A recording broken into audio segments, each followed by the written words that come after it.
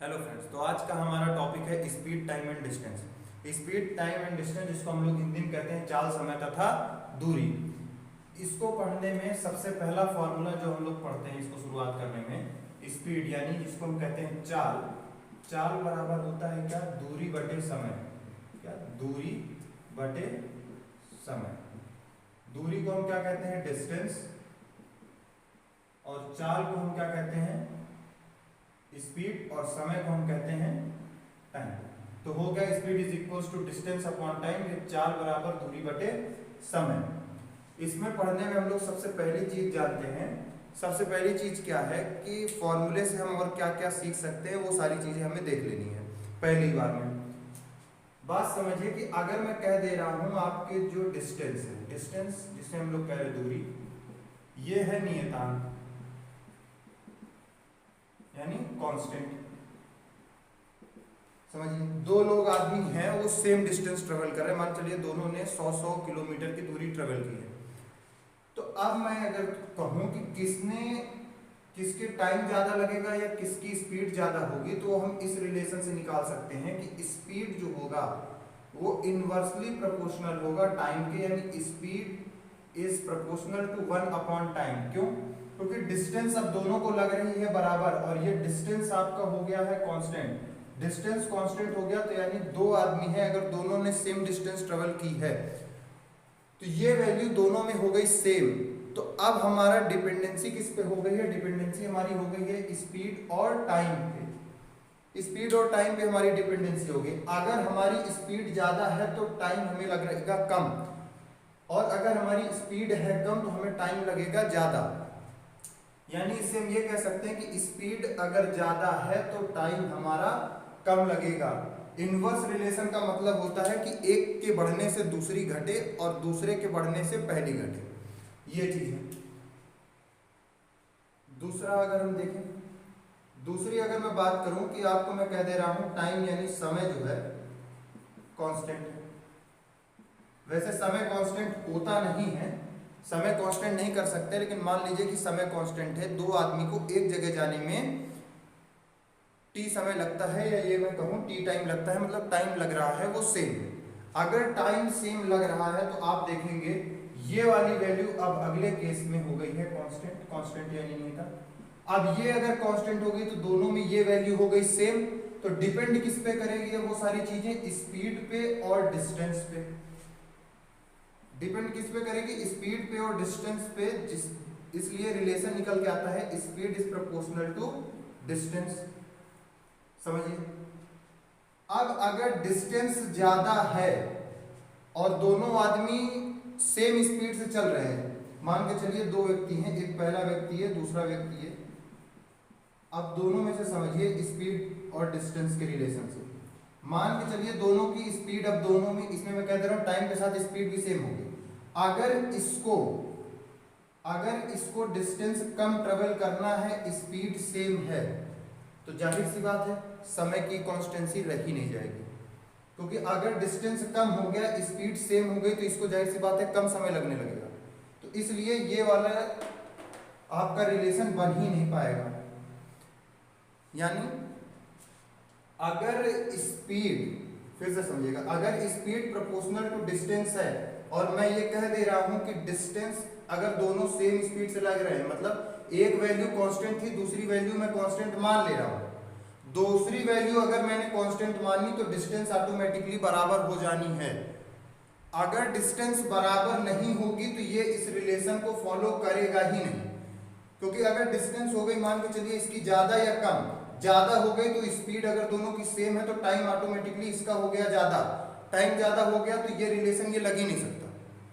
तो डिपेंडेंसी किसी एक चीज में होगी। अगर कभी भी इन रिलेशन में जिसमें तीन चीजों पे डिपेंडेंसी है, अगर एक वैल्यू कांस्टेंट हो जाती है तो दो में चीजें डिपेंड करेंगी।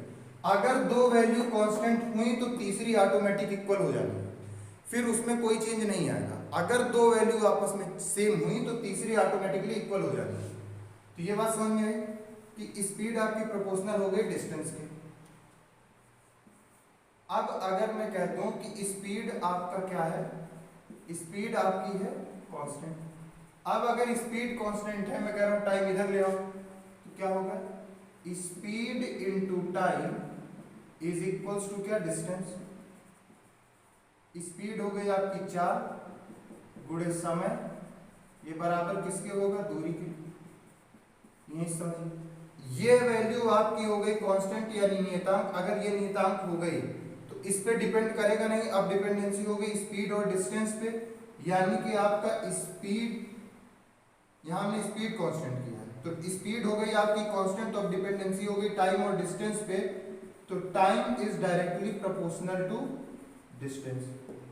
अगर मैं एक एग्जांपल दे के बात करूं, जैसे मैं कह रहा हूं कि एक आदमी है, वो एक आदमी अपनी वास्तविक चाल का, एक आदमी अपनी वास्तविक चाल की 9/13 की चाल से चलता है, तो अगर वह वास्तविक चाल से चलेगा,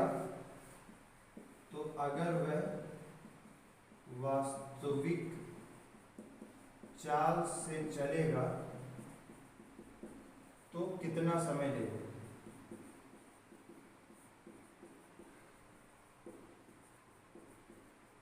अब देखिए, ये क्वेश्चन आधा है, कंप्लीट नहीं। क्यों? क्योंकि इसने ये बात कही है वास्तविक चाल की 9/13 की चाल से चलता है, तो अगर वह वास्तविक चाल से चलेगा तो कितना समय लेगा।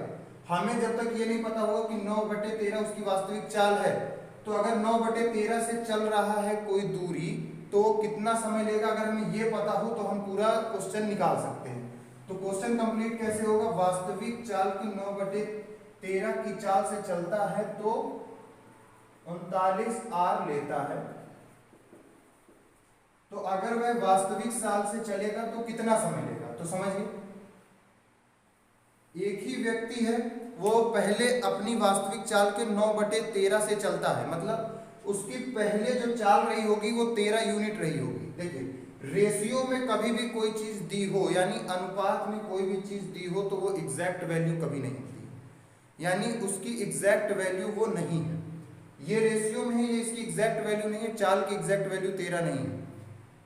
ठीक है, अपनी वास्तविक चाल मान लेते हैं 13 यूनिट रही होगी, तो अब वो कैसे चल रहा है, 9 से चल रहा है। फिर कह रहा है कि अगर वो वास्तविक चाल से चले तो कितना समय लेगा, तो जब 9/13 से चल रहा है तो वो 39 घंटे ले रहा है, यानी डिस्टेंस हो गया सेम। अगर डिस्टेंस हो गई सेम, तो यहां से देखिए, डिस्टेंस हो गई सेम, तो speed is inversely proportional to time, यानी अगर अभी चाल ये है तो समय लगेगा कितना उसको, 13/9। समय का रेशियो आपका हो गया, पलट गया, समय का रेशियो पलट गया, यानी इस समय जो स्पीड है आपकी वो ये है, अभी की स्पीड यानी करंट आपकी स्पीड ये है, और वास्तविक यानी एक्चुअल स्पीड आपकी ये है। तो करंट आपका टाइम ये लग रहा है, और एक्चुअल टाइम आपका क्या है, 9। इस रिलेशन से देखिए, डिस्टेंस हो गई सेम, तो speed is inversely proportional to time, और स्पीड उसकी कितनी है, 9/13, वास्तविक की 9/13, तो टाइम कितना हो गया, 13/9, यानी इस समय करंट टाइम उसको लग रहा है 13 यूनिट, और 13 यूनिट की वैल्यू आपको कितनी दी हुई है, 39 आर। तो 1 यूनिट की अगर मैं इसमें वैल्यू बात करूं, 1 यूनिट की वैल्यू, तो 13 को इससे डिवाइड करेंगे तो 3 आएगा, तो 9 यूनिट की वैल्यू कितनी आएगी, इंटू 3 कर देंगे, 27 आएगा। ऐसे निकलता है ये इसके रिलेशन से सीधा क्वेश्चन। तो बाकी क्वेश्चन हम नेक्स्ट वीडियो में डिस्कस करेंगे। Thank you.